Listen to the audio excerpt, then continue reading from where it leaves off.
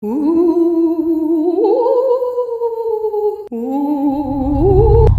అందరి జీవితంలో ఇలాంటి సంఘటన జరిగిందో లేదో నాకు తెలీదు, కానీ నా జీవితంలో ఈ సంఘటన జరిగింది. అందరిలాగానే నాకు కూడా అందమైన ఫ్యామిలీ ఉంది. అలాగే కష్టాలు సుఖాలు అన్నీ ఉన్నాయి. కానీ అనుకోకుండా ఒకరోజు మా పెద్దనాన్నగారు చనిపోయారు. అందరూ కన్నీటి శోకంలో మునిగిపోయారు. ఇంకా ఆ రోజు కార్యక్రమాలు అన్నీ అయిపోయాక మా పెద్దమ్మ వాళ్ళు నిద్ర చేయడానికి గుడికి వెళ్ళిపోయారు. వాళ్ళ ఇంట్లో ఎవ్వరూ లేరు. మేము మా ఇంటికి వెళ్ళిపోయాము. మా అమ్మవాళ్ళు బయట మాట్లాడుకుంటున్నారు.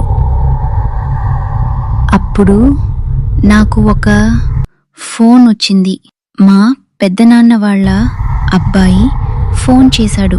గీత, కొన్ని కూరలు అన్నం మిగిలిపోయాయి, ఇంట్లో ఉన్నాయి, రేపు ఉదయానికి పాడైపోతాయి, తీసుకొచ్చి అమ్మకి ఇవ్వు, ఎవరికైనా ఇస్తుంది అని పెద్దనాన్న వాళ్ళ అబ్బాయి ఫోన్లో చెప్పాడు.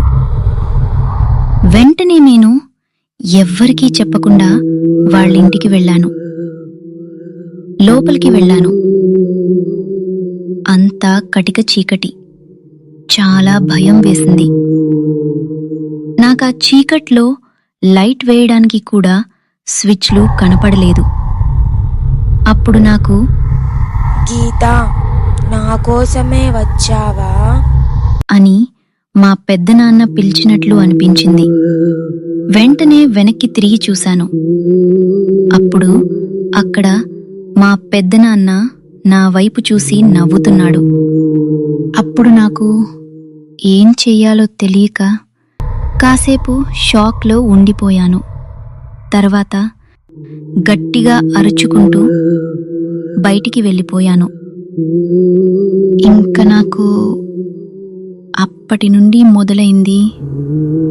2 రోజులు గడిచిన తర్వాత నేను రాత్రికి నిద్రపోగానే నా మీద ఎవరో పడేవారు. నా గొంతు నొక్కేసేవారు.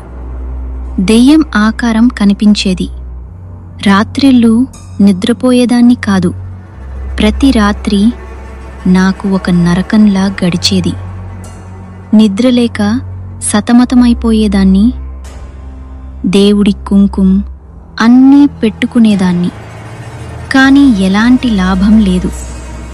ఈ విషయం మా అమ్మకి చెప్తే ఆ రోజు ఆ ఇంట్లోకి వెళ్ళడం వల్లనే ఇలా జరిగింది అని తాయిత్తులు కట్టించింది.